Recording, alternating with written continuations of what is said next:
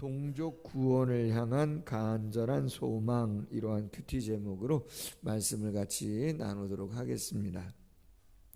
9장부터 11장까지는 말씀을 드린 것처럼 이스라엘 역사에 나타난 하나님의 구원 사역을 이야기하고 있습니다.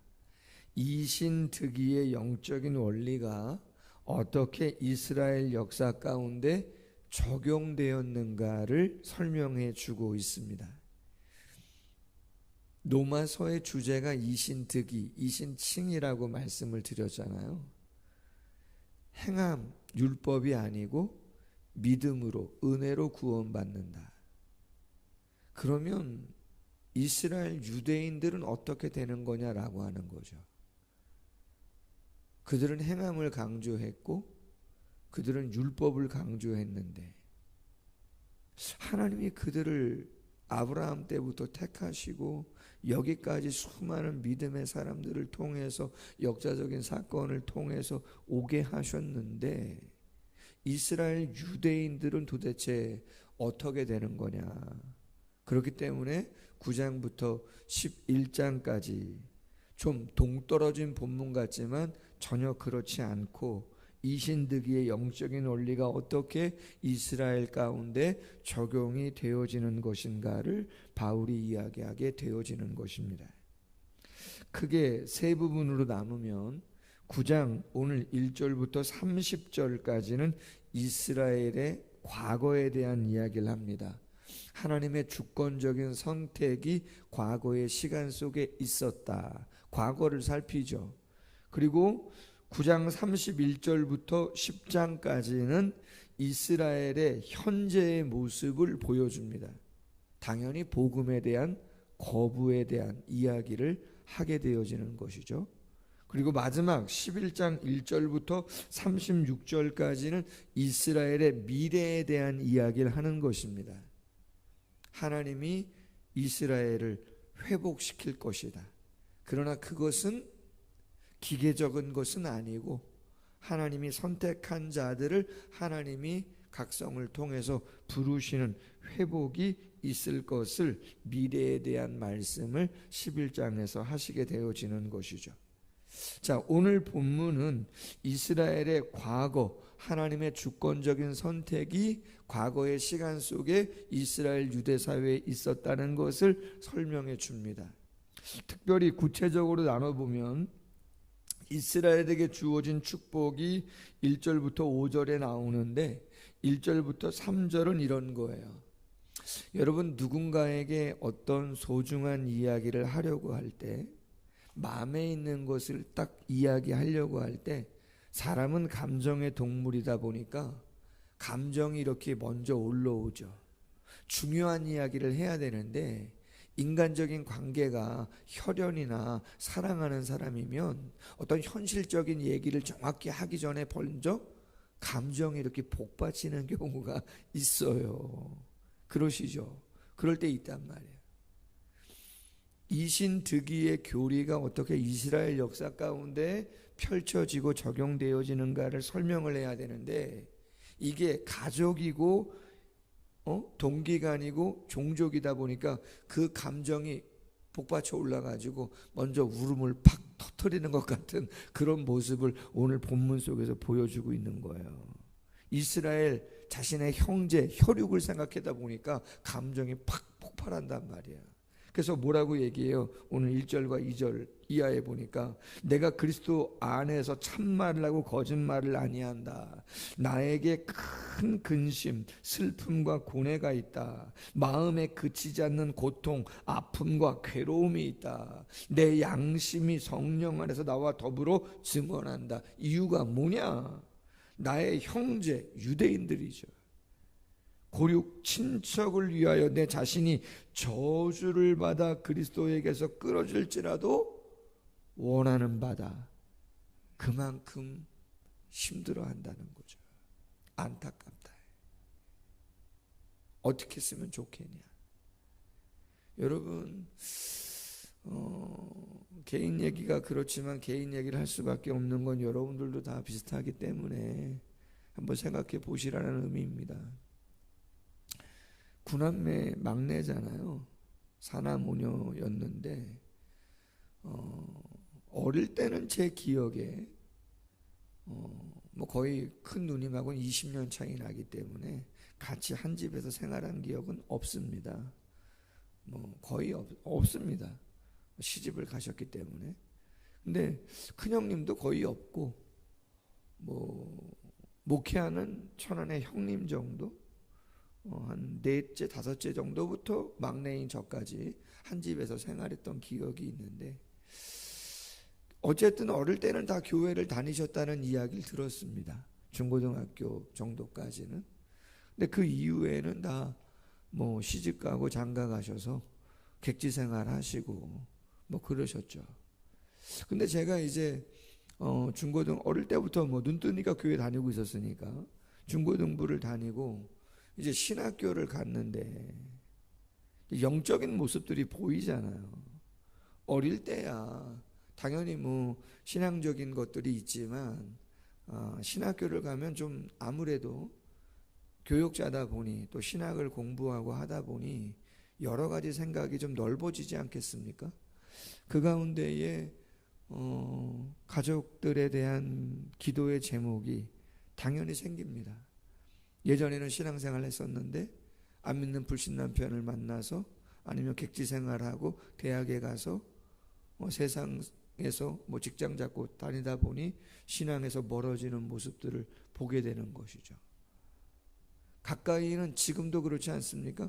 저희들에게 저와 집사람에게 아내가 우리 아들들이 둘인데 말을 잘해야지. 아내는 집사람 한 사람이고 아이들이 둘인데 어릴 때야 늘 교회 안에 있고 사랑 많이 받고 참 근데 이게 참 쉽지 않아요. 개척을 하고 나오니 그 모든 게 단절이잖아요. 교회도 1000명 사이즈고 청년들도 그렇게 많고 사랑을 그렇게 독차지하고 그러다가 뭐 성도 10명도 안 되는 주일학교 학생 1명, 중학교 1명, 자기들이 1명이고 생활은 본인들이 다니던 거 아무것도 누리는 게 없잖아요. 죄송한 얘기지만 학원들 다 끊기고 뭐 쉽지 않습니다. 솔직히 몇 년 동안 가장 민감했던 초등학교 6학년 때 큰아들이 왔거든요. 중학교, 고등학교 자립하기 전에 어려운 시간이죠. 어쩔 보면. 그러다 보니 방황도 하고 어려운 시간을 겪죠. 자, 그때 바울의 마음이 제 마음이고 아마 성도님들의 마음에도 그러한 자녀들을 생각할 때 그러한 마음들이 없지 않아 있을 거예요. 물론 은혜고 기쁨이고 감사고 확신이고 또 다른 능력이고 꿈이고 소망이지만 그것을 함께 공유하지 못하는 누리지 못하고 있는 자녀나 내가 사랑하는 그 누군가를 바라볼 때는 마음이 아파요. 어제도 전화를 한 통 성도님하고 어느 성도님하고 하면서 다른 성도님에 대한 이야기를 잠깐 나누는데 뭐 그런 얘기들입니다. 우리 뭐 구역 안에도 있을 수 있고 뭐 전도회 안에도 있을 수 있고 아쉬움들이 누군가에게는 있을 수 있는 건데 나는 주님 안에서 그 은혜와 사랑을 풍성하게 누리고 있지만 그렇지 못한 영혼들이 내 가족이나 동기간 가운데 가까운 사람 가운데 있을 수 있는 거죠. 한편으로는 이런 생각도 해봐요. 가족인데 내가 그 예수를 믿지 않는 동기간이 내가 얼마나 마음을 아파하나. 그것을 어떻게도 생각해 봤냐면 내가 정말 우리 사랑하는 가족을 정말 사랑하나? 내가 정말 어느 정도 사랑하는가? 바울은 말하잖아요. 큰 근심이고 그치지 않는 고통이다. 큰 근심이고 이 근심이 매 순간순간 그치지 않고 있다는 거잖아요. 그럼 나는 그러한 마음을 정말 늘 느끼나? 그럼 느끼지 않고 살아간다는 이유는 그렇게 마음을 많이 쓰고 있지 않다는 것을 또 한편으로는 그렇죠, 보여주고 있는 거거든요. 참 쉽지 않아요. 그렇죠? 근데 예전에 섬겼던 교회 목사님이 좋은 의미의 그런 말씀을 한번 하셨어요.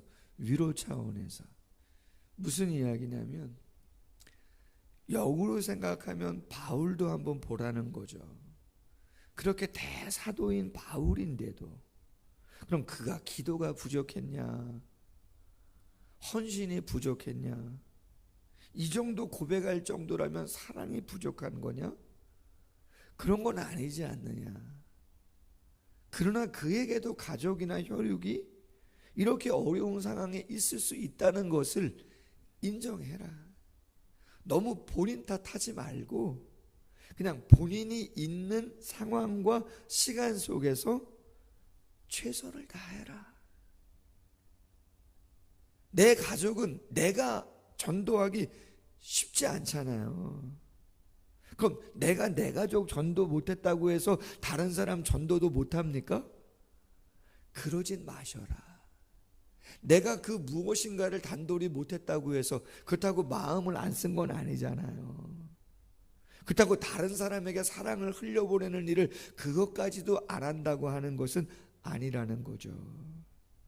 그럼 그 사람은 내 가족이 됐든 형제가 됐든 사랑하는 그 누군가는 내가 애썼지만 안 되면 다른 또 누군가가 그와 함께 다른 관계를 통해서 직장이 됐든 선후배가 됐든 어떤 동호회가 됐든 또 다른 계기를 통해서 돌아오게 하실 거다.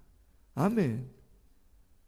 바울이 자기 고향에만 있었던 게 아니잖아요. 예루살렘에도 왔고 다른 곳에 소아시아도 가고 마게도나도 가고 로마까지 가잖아요. 그런 것처럼 하나님이 많은 영혼들을 보내실 거니까 너무 마음에 짐스럽게만 생각하지 말고 기도하고 애쓰지만 자유의 마음을 갖고 하나님께 맡기고 있는 자리에서 최선 다해라. 그래서 혼자만 예수 믿는 성도님들이 있어요. 남편도 안 믿고 혹은 뭐 아내가 안 믿고 그렇잖아요. 부모님들만 나오시고 아니면 자녀만 나오고 너무 마음의 짐으로 여기지는 마셔라. 할렐루야. 그 다음 4절 이하에 이런 이야기를 합니다. 그들 이스라엘 사람, 유대인들 이스라엘 사람이다. 그들에게는 양자, 자녀됨과 영광과 언약과 율법, 예배, 약속이 있다. 조상들도 그들의 것이다. 여러분 얼마나 자랑할 게 있어요. 여러분 우리 세종대왕 뭐 이순신 장군 얼마나 자랑해요. 그럼 이스라엘 백성들은 유대인들은 누구를 자랑할 수 있겠어요? 당연히 모세죠. 당연히 다윗이고 당연히 솔로몬 자랑할 만하고 그렇잖아요. 우리 민족 가운데 이러한 대단한 사람들이 있었다. 얼마나 자랑할 수 있겠냐 말이죠. 육신으로 하면 그리스도가 그들에게서 났다. 그는 만물 위에 계셔서 세대의 찬양을 받으실 하나님이시다. 세상의 구원자가 어느 민족을 통해서요? 이스라엘 유대인을 통해서 이 땅에 태어났다는 거예요. 여러분 이건 말로 표현할 수 없는 어마어마한 자랑거리인 것이죠. 사실이라는 거죠. 그런데 6절에 보면 그러나 하나님의 말씀이 폐하여진 것 같지 않다. 이스라엘에게서 난 그들이 다 이스라엘이 아니다. 영적으로는, 혈통적으로는, 육적으로 보면 그렇게 자랑할 만하고 많은 것들이 있는데 그렇다고 해서 기계적으로 모두가 다 참 이스라엘, 새 언약의 백성들은 아니라는 것이죠. 왜? 그들도 어떤 영적인 원리가 적용되는 거예요. 이신득이, 이신칭의의 원리가 그들 또한 적용되는 거라는 거죠. 혈육으로는, 육체로는 당연히 자랑할 것이 많이 있지만 그것이 영적인 구원을 보장해 주는 것은 아니다라고 하는 걸 이야기하는 거죠. 아브라함의 씨가 다 그의 자녀가 아니라 오직 이삭으로부터 난 자라야 내 씨라 불리리라 하셨으니 육신의 자녀가 하나님의 자녀가 아니요 오직 약속의 자녀가 씨로 여기심을 받느니라. 갈라디아서 4장 22절 이하 기록된 바 아브라함에게 두 아들이 있으니 하나는 여종에게서 하나는 자유 있는 여자에게서 났다 하였으며 여종에게서는 육체를 따라 났고 자유 있는 여자에게서는 약속으로 말미암았느니라. 아멘. 분명한 것이죠. 이스마엘, 이삭, 하갈, 육신의 여종에게서 났다는 거죠. 이삭 당연히 약속 가운데서 태어난 그렇죠. 아들이라는 것이죠. 똑같이 자신의 아들이지만 아브라함의 아들이지만 하나님은 누구를 약속한 거예요? 이삭을 약속했다 이 말이죠. 믿음의 대가 그렇게 흘러가게 되어 있다. 약속의 말씀은 이것이니 맹년 내년 이맘때에 내가 이르리니 사라에게 아들이 있으리라. 그뿐 아니라 리브가가 우리 조상 이삭 한 사람으로 말미암아 임신했는데 11절 중요합니다. 그 자식들이 아직 나지도 아니하고 무슨 선이나 악을 행하지 아니한 때에 택하심을 따라 되는 하나님의 뜻이 행위로 말미암지 않고 부르시는 이로 말미암아 서게 하려 하사. 아멘. 태어나지 않았어요. 아직 아이들이. 택하셨다는 거죠. 태어나지 않았기 때문에 아직 그들의 행위, 그들의 의, 그들의 어떤 의로움 그건 아무것도 없다 이 말이야. 하나님의 주권 속에서의 택하심이 가장 중요한 거다. 이신득이 이신칭이 우리의 의? 아니요. 창세전에 하나님이 미리 예정하시고 택하신 것이 제일 중요한 거다. 그래서 은혜다. 아멘. 그걸 강조하고 있는 거예요. 리브가에 이르되 큰 자 에서가 어린 자 야곱을 섬기리라 하셨나니 야곱은 사랑하고 에서는 미워하였다. 미워했다. 어떤 의미예요? 그냥 내버려 뒀다 이 말이에요. 하나님께서 누구를요?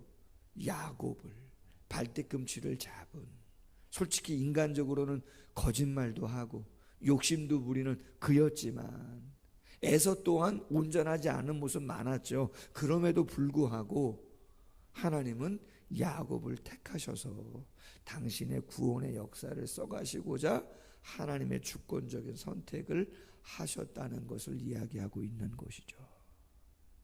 물론 하나님이 이스라엘을 민족적 선택으로 하신 것이 은혜이지만 한 영혼 한 영혼이 다 기계적으로 구원을 받는 것은 아니다. 거기에도 하나님의 개개인의 선택이 있는 것이고 부르심이 있는 거다. 그 자체가 은혜였음을 기억해야 된다라고 하는 것을 이야기하고 있는 것이죠. 그러므로 여러분, 우리가 오늘 본문을 통해서 나눌 수 있는 것은 정말 우리가 사랑하는 사람들 위해서 계속 중보기도는 해야 합니다. 또 할 수 있는 대로 최선을 다해서 우리가 애를 써야죠. 참 고민이, 인간적인 고민은 제가 아이들을 사랑하려고 할 때, 뭔가 하려고 하는 것들을 하려고 할 때 응원도 해주고 도와주기도 하고 하려는데 목사잖아요. 꼭 목사가 아니라 여러분들이 성도님들이시잖아요. 근데 자녀가 신앙생활이 위주가 아니고 하나님께 예배하는 게 아니고 세상으로 가려고 하는 것인데 그것에 대해서 계속 도와주기만 한다. 거기에 참 안타까운 딜레마가 있는 것인데 고민이 있단 말이에요. 그러나 여러분, 어쨌든 하나님께서 허락하신 가족이잖아요. 자녀일 수도 있고 부모님일 수도 있고 형제일 수 있는데 우리가 할 수 있는 도리를 최선을 다하면서, 그러면서 영적인 중보 기도를 하시고 진심의 마음을 보이시고 그렇다면 하나님께서 아마 때가 되시면, 저희 구남매인데 형제들, 누님들, 형님들은 다 교회 다니시잖아요. 큰 누님은 다른 교회, 동네에 있는 교회 다니시고 다 신앙생활 때 되니 부르시더라고요. 한 번에 부르시는 것도 아니에요. 그죠? 한 분 한 분 한 분 이렇게 부르시는데 하나님께서 부르시겠죠. 그리고 우리가 있는 곳에서 하나님이 기뻐하는 일을 최선을 다해서 하시면 되어지는 것이다. 이스라엘을 보면서 하나님의 선택이 은혜였구나, 태어나기 전부터 행함이 아닌 은혜였구나, 다시 한번 기억해 보면서 하나님께 온전한 모습으로 나아갈 수 있는 모두가 되기를 주님의 이름으로 소원합니다. 기도하겠습니다. 하나님 아버지, 이신특위, 이신칭의라고 하는 하나님의 놀라운 주권적인 섭리의 역사가 이스라엘 가운데 어떻게 적용되어지는 것인가를 바울이 설명을 하고 있습니다. 교리적으로, 논리적으로, 체계적으로 소개해야 하는데 가족을 생각하고 형제를 생각하니 마음이 복받쳐 올라옵니다. 큰 근심과 그치지 않은 고통이, 아쉬움과 안타까움이 있음을 고백하고 있습니다. 이 마음이 어떤 마음인지 우리 잘 알고 있습니다. 우리 또한 그러한 근심과 고통이 표현하지 않지만 우리의 마음속에 마음으로 많이 안타까움으로 있는 것 주께서 아십니다. 긍휼히 여겨주시고 현실과 상황 속에서 사랑하는 사람들을 어떻게 대하며 가까이 가야 하는지 지혜와 마음을 주시고, 정말 사랑하는 자들 하나님께서 감화와 감동, 좋은 사람들을 만나게 하시고 선한 영향력 가운데 거하게 하여 주셔서 주님 앞에 돌아오는 역사가 꼭 있을 수 있도록 은총을 베풀어 주시옵소서. 이 나라와 이 민족 모든 한국교회가 더 많이 중보기도해서 수많은 영혼들, 사랑을 그리는 교회를 통해서 이 삼가동과 용인 지역에 죽어가는 영혼들 주께로 인도하는 귀한 사명을 온전히 감당할 수 있도록 은총 베풀어 주옵소서. 그 혈통적으로, 육체적으로, 세상적으로 바라볼 때 메시아가 태어난 민족이지만 그 민족 또한 하나님의 주권적인 선택과 은혜가 있었기에 거기에 다다를 수 있었음을 기억하면서 자랑과 자만보다 더욱더 겸손히 하나님의 주권과 섭리를 인정하며 하나님의 역사를 이루기 위하여 우리 자신을 드릴 수 있는 모두가 되어질 수 있도록 함께하여 주시옵소서. 감사하며 예수님의 이름으로 기도하옵나이다. 아멘. 계속해서 기도합니다.